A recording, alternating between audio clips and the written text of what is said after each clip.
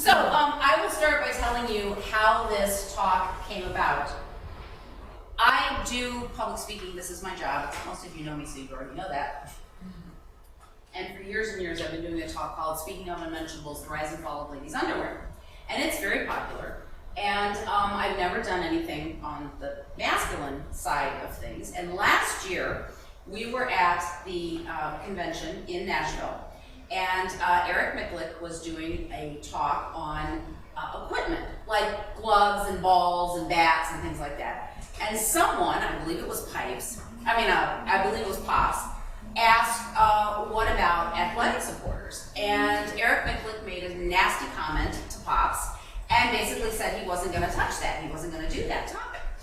Well, Pig was sitting here, and then it was me, and then Cindy, and then Pipes on the other side.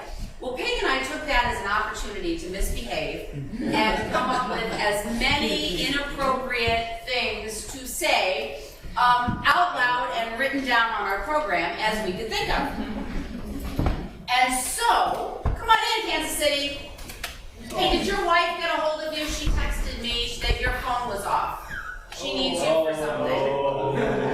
I'm busted. So anyway, I just want to make sure it's nothing serious. So anyway, his wife and I are friends. It's not weird. It's fine. So anyway, so Pig and I are writing, scribbling notes furiously about this topic, and Cindy is sitting there, and then we would pass the note to Pipes, who was sitting on the other side of Cindy. Much to Cindy's chagrin, because we were like the bad kids in the classroom, you know, remember those guys? And Cindy was mortified. She was like, "You guys?" So that's what we did. So on the way home, Pipes and I decided that we would start researching this very weighty topic. And we discovered that the athletic supporter was actually invented in Chicago in 1874. So since we were going to host the next conference, I've been studying jock straps for the last year. And let me tell you, you want to clear your cookies on your computer very regularly when you're studying this topic, let me tell you. Because I'm getting some things that I really did not expect nor really need. I'm going to move these things up here because I'm going to set them down there anyway. So, 51% of the population do not have external male genitalia, but are still fascinated by it. And well, just because we don't have our own doesn't mean we're not fascinated. And so pretty much everyone is interested in the, I'm sorry, I don't mean to interrupt, but I was just asked by this lovely gentleman here, you mean 51% don't have them? And I said, women. Oh, okay, all right, I got it. Yes, we are missing the wedding tackle. Ladies do not have the meat and two veg that the boys have. So, also known as the boys. So, at the very beginning, the dawn of time, the very first man needed to cover up and protect his general and two colonels. And so he wore a fig leaf, our good friend Adam, right? You remember him? Now this is all well and good when it's just Adam and Eve, but eventually there's more than one man. I'm still not clear on exactly how it was that happened, but eventually there's more than one man, and so they start fighting. That's what men do. And so as they're fighting with weapons, early hand-to-hand combat, the twigs and berries might get injured. And so they have to figure out a way to cover them up and protect them from injury. This is a drawing of an early Egyptian fight, and you can clearly see these gentlemen are very nearly naked, but the family jewels are covered up. They have taken care of them. Please come in. Cocks, balls, 51% of the population fascinated. Early man, Adam, fig leaf. Now there's two men fight, war, armor. All right, there you go. So, are you with me so far? So, and I think he's going to be mad that I'm not standing in my mark. Do you want to tilt that so it's, because I want to stand in. So, anyway. Yeah, It'll get the the brick back and bricks. the Kniggets, the silly English Kniggets, have the family jewels, and they need to protect them. And one of the most famous suits of armor, many of you may have seen it. Pig and Cindy mentioned that they saw this in the Tower of London. This is Henry VIII's suit of armor. And you can see that his John Thomas is relatively weighty. So he was protecting it with this armor, and he was not the only man to do this. All men who wore suits of armor would have either a cod piece, which would be a very padded fabric item that would cover the full Monty, so to speak, or they actually armored it. Oh, now I gotta do it again. All right, Adam, fig leaf, men, more than one man, two men fight, have to protect the twigs and berries. Go ahead, sit, big dog, sit. Have to protect the twigs and berries, and so they start covering them up, the early Egyptians, then we get to Henry VIII and his giant schlong, and now we have more knights, and this knight actually is standing at full attention, you will notice. Now, what I want to know as a lady is, what happens to whatever it is you put in to the armor in its erect state when it no longer is? Of course, it might be so delightful to wear this that one maintains, I don't know. Again, I'm part of the 51% of the population that does not carry this equipment around with me. He's probably 17. It's possible. It's possible. So while all of the silly English Kniggets and French Kniggets and German Kniggets, and they're all running around beating each other up with spears and what have you, they had to cover up the Great American Trouser Snake.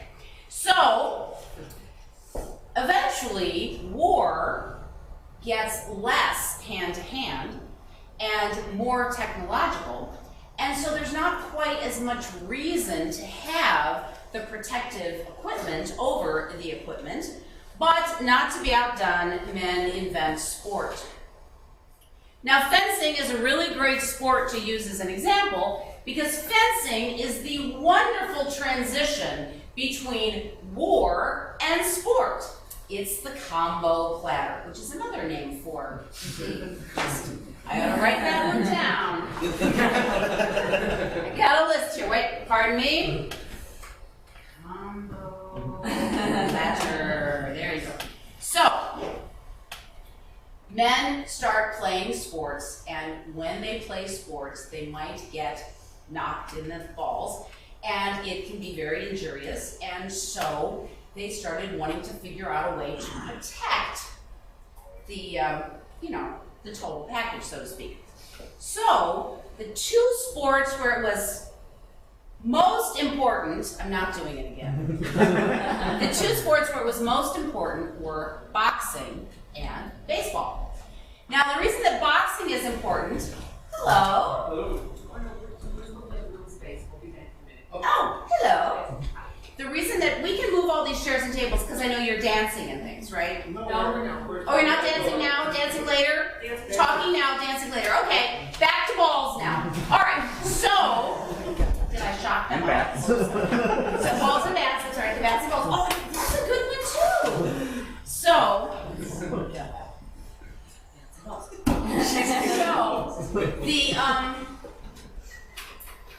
I don't believe it. So, the boxing at this time, we're talking late 19th, early 20th century, lots and lots of wagering on the fights.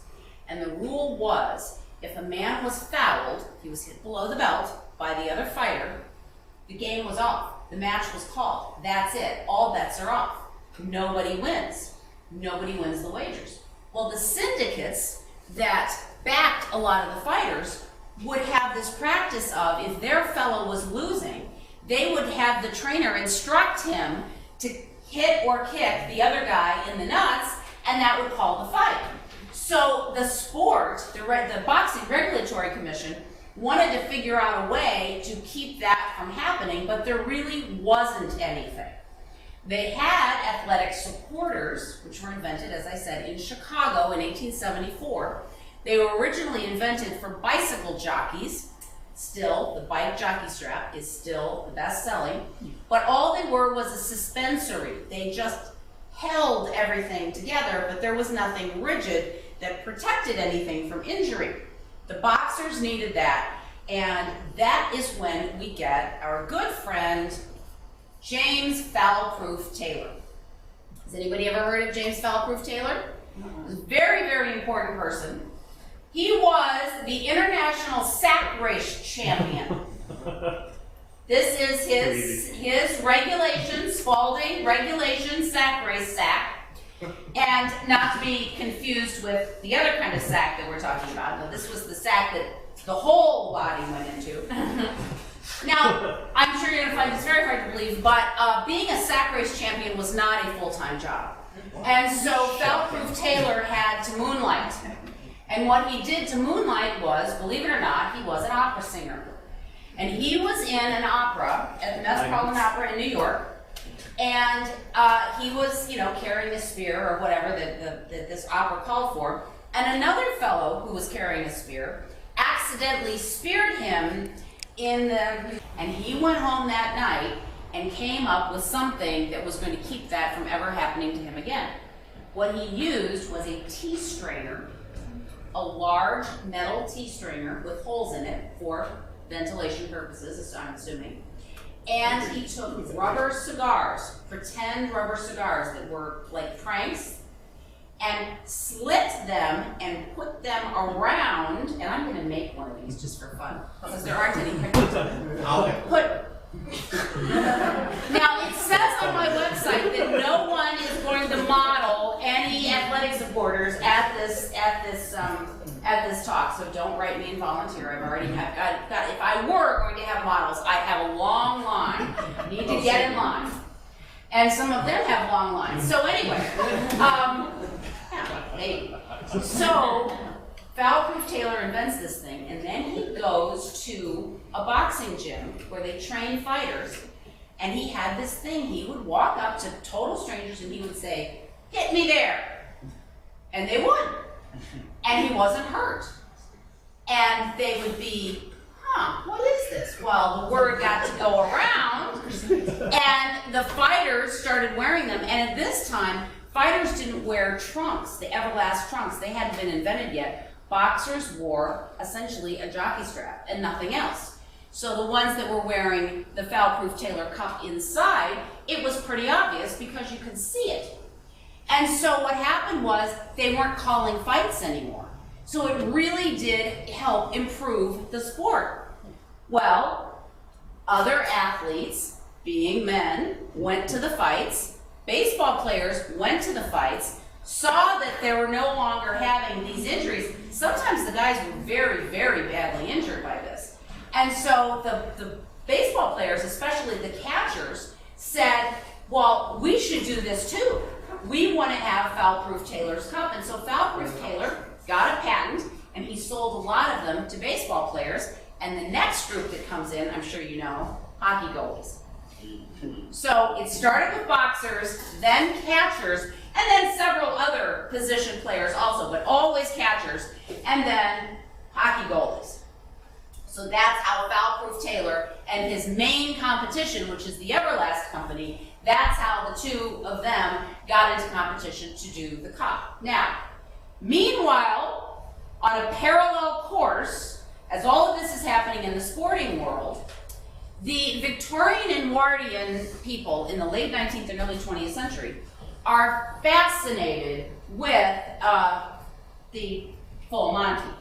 They are absolutely fascinated with external male genitalia, and they're really concerned about involuntary nighttime emissions, especially any involuntary nighttime emissions that might be encouraged by the person who is emitting them. Did I say that well? So they developed devices so that that couldn't happen. These sometimes had locks on them and chains, and you would you would put this on your teenage son so that he would not encourage himself to have any involuntary nighttime emissions because they believed that it would weaken his character. But straighten the forearm. But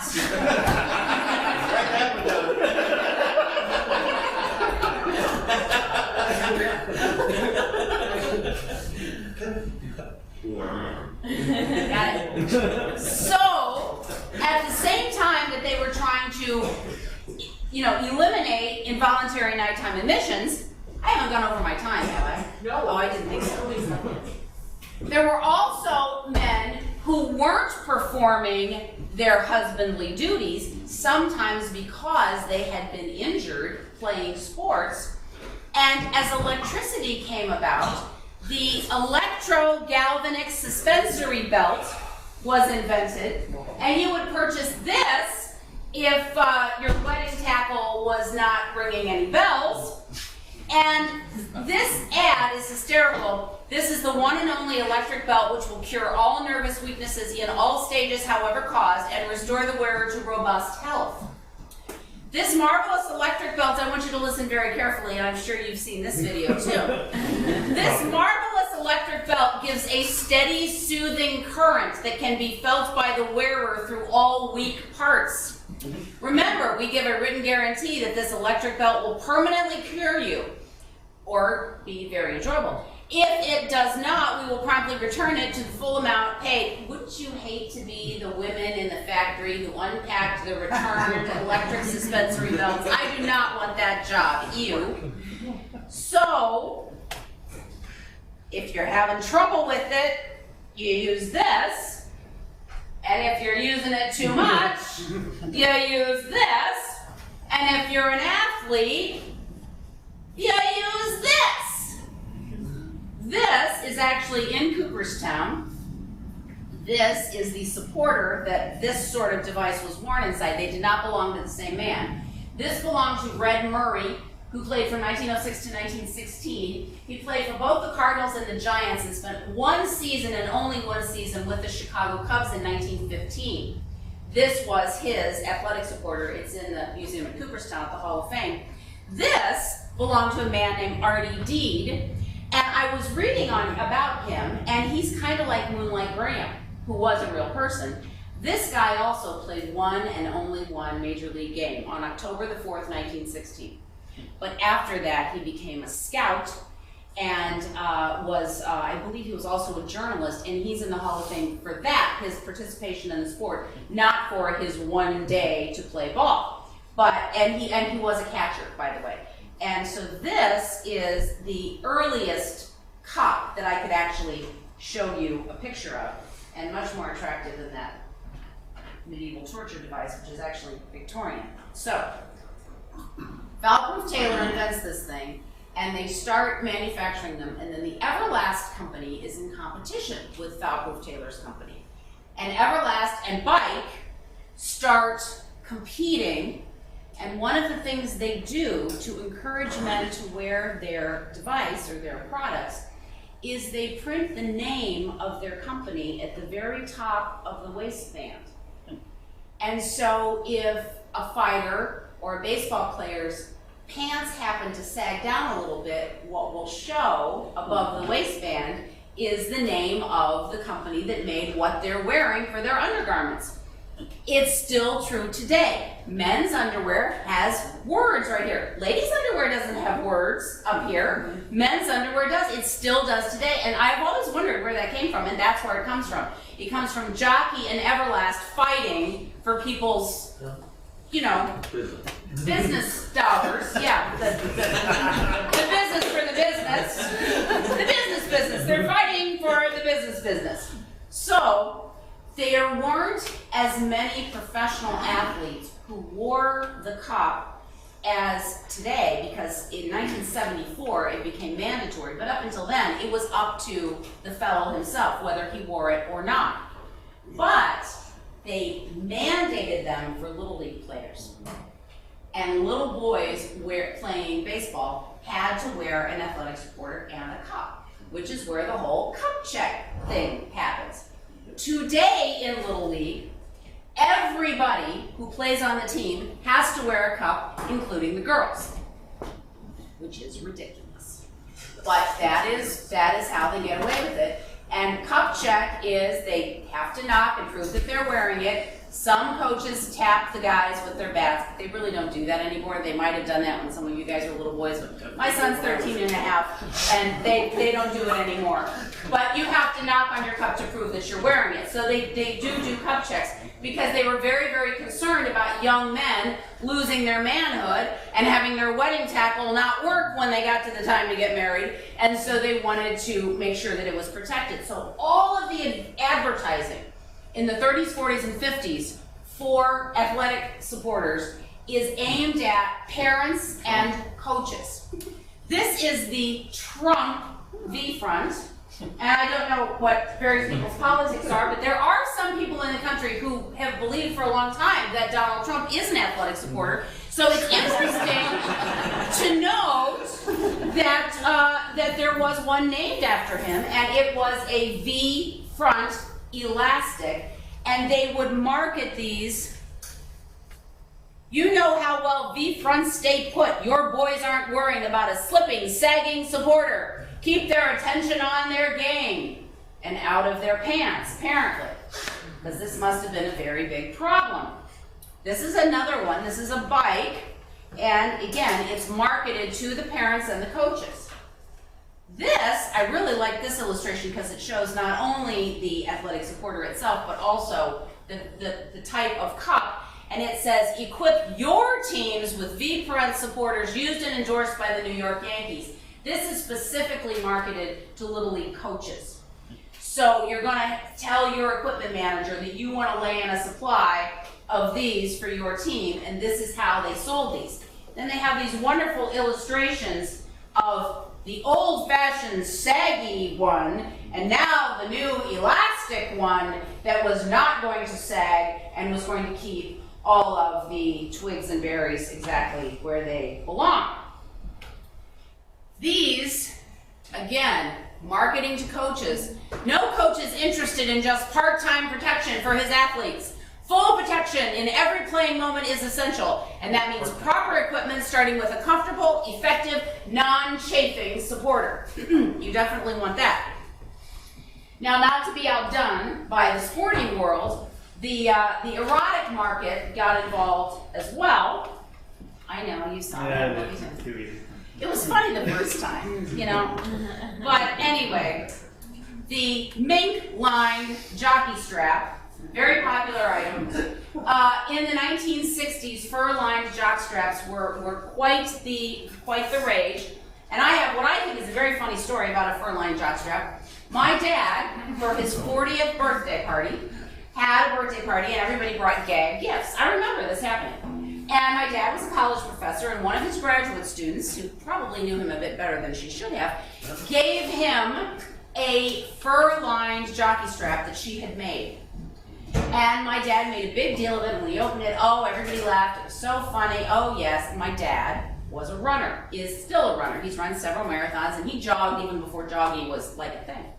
So a couple days after his birthday, he gets all dressed up in his running clothes and his old Tulsa University sweatshirt with the sleeves cut off and gray pants, and he puts on his running shoes, and he makes a point of telling us that he's wearing this new fur-lined athletic supporter.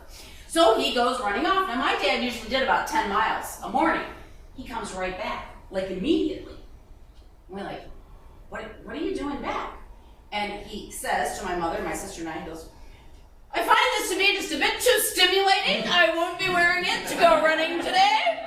And so off he went to remove the fur-lined jockey strap. So apparently there's something to this. So if any of you want to, talk to your lady friends, women never know what to buy their boyfriends and husbands for, Christmas, Father's Day, whatever. You can say, okay, baby, I might like to try myself a genuine fur-lined jockey strap. So Sweetest Day or Valentine's Day. Sweetest Day, Valentine's Day, whatever you like. Opening Day.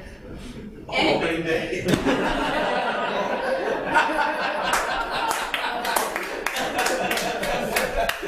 I like it. That's very good. Very good. Who said that? Oh, figures. My partner Mark, everybody. Yeah, very funny. So, the actual athletic supporter with the cup has pretty much gone out of favor for younger men today. My son would hate me telling you this, but he's never worn one. He wears compression shorts, and they have a pocket for the cup in them. And sliding shorts do too. And so there's a lot of young men who are playing ball today who have never worn the old-fashioned jockey strap. And it's quite possible that in another 20 years, somebody holding up a picture of something that looks like this is going to seem as strange as this does to us today. So, in conclusion, I will tell you, we've gone from Adam and Eve and the fig leaf all the way through to, with a brief transition at the mink jockstrap, which I still think is darn funny, to the fact that they've really disappeared altogether, and another garment has taken the place of the jockey strap to hold the cup, which is still very, very important to protect the Franks and Beans. We are not having Franks and Beans for lunch today, by the way. That would have been too funny, and darn, I wish I'd thought of that. Why didn't we think of that? So I will leave you with the immortal words of the principal from the movie Grease, played beautifully by Eve Arden. If you can't be an athlete, be an athletic supporter. Thank you.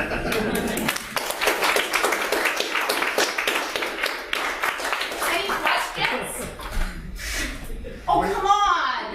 I've been studying this for a year. I'm wearing a corset. Mink line?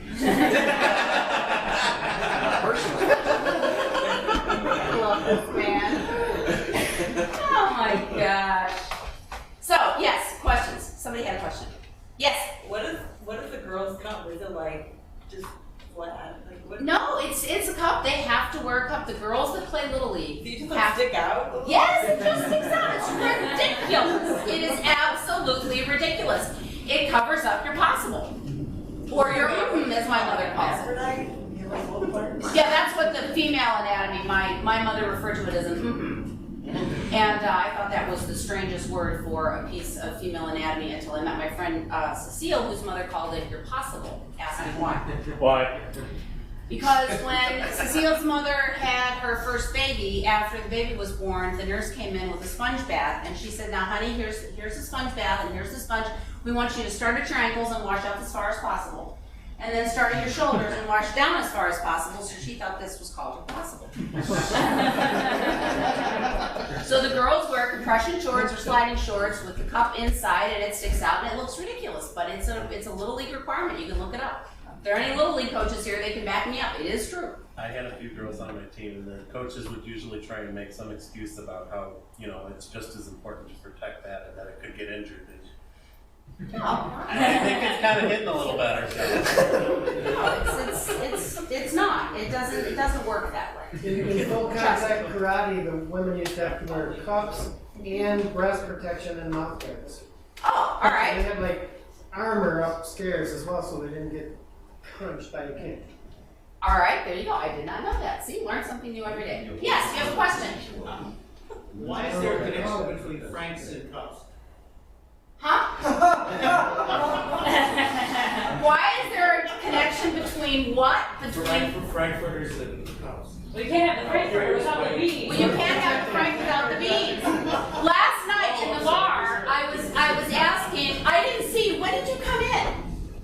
I crept in here. I have to stop for a minute. He hasn't had his cup This yet. man, I'm gonna cry. This man is my major professor from college. This is Dr. Bruce Craig. And I didn't just major in history at Roosevelt University, I majored in Dr. Craig. I took every single class that he taught the entire time I was there. I know, I'm looking